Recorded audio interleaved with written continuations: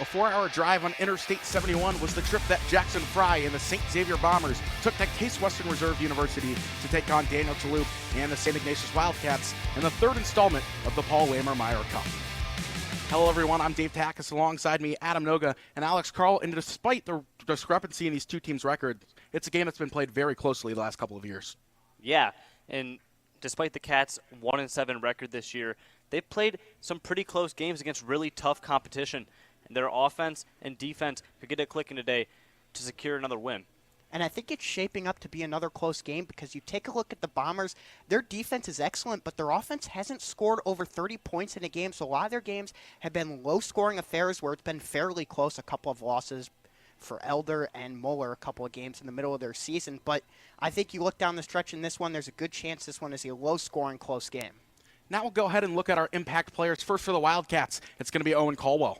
And Owen Colwell, a guy who just eclipsed over 1,000 yards on his career this season, has rushed 85 times for 481 yards and 3 touchdowns.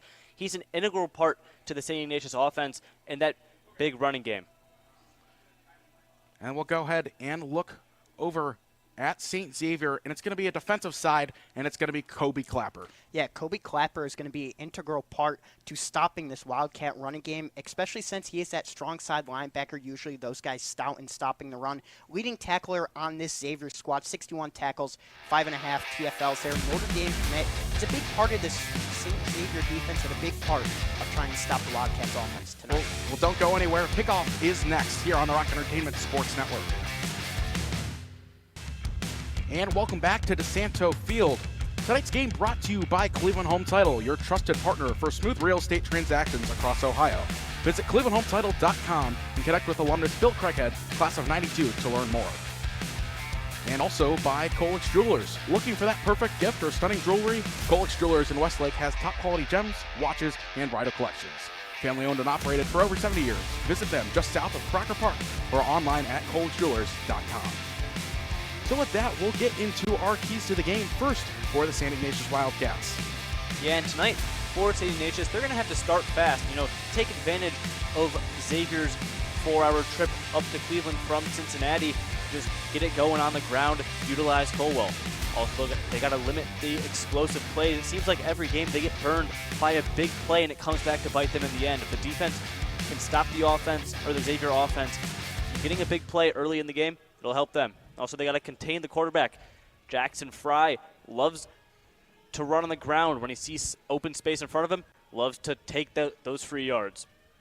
And then we'll go ahead and look at the keys of the game for the St. Xavier Bombers. Yeah, first for the Bombers, it's going to be winning the turnover battle. 13 turnovers in 8 games. It's been a big part of their success, setting up that offense with good field position, putting them at an advantage in those games. Secondly, they got to stop the run. The Cats' engine is running the football with Bobinski and Colwell, and they've started to find their legs as the season has gone on, so St. Xavier is going to have to stop the run to have a chance and also score more than 20 points. They are 4-0 this year when scoring over 20 points, and both their losses, they did not reach that mark, so that's going to be a big part of their success as well tonight.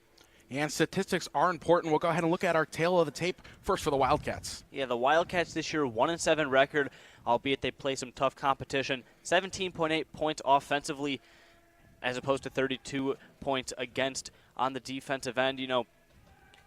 Could improve in that area tonight. Hopefully they can eclipse 20-plus tonight on the offensive end. And then passing, they've been a bit better than the running game this year, 155 to 101 in that regard for a total of 256 yards offensively. They're definitely going to need to eclipse that if they want to get a win here tonight against this tough Xavier defense. And for the Bombers, they come in 6-2, very solid record. Obviously, those losses back-to-back weeks against Moeller and Elder, 2 top teams.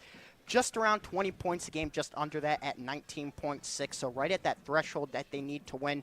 This is the big stat right here, though. Under 12 points given up a game, 11.8 officially. So that's been why they've been so successful this year. They've had a good defense for years, but this year it's been really good. And then offensively, only about 217 yards a game, 114 through the air, 103 on the ground. So their offense is balanced, but want to get that passing game going more.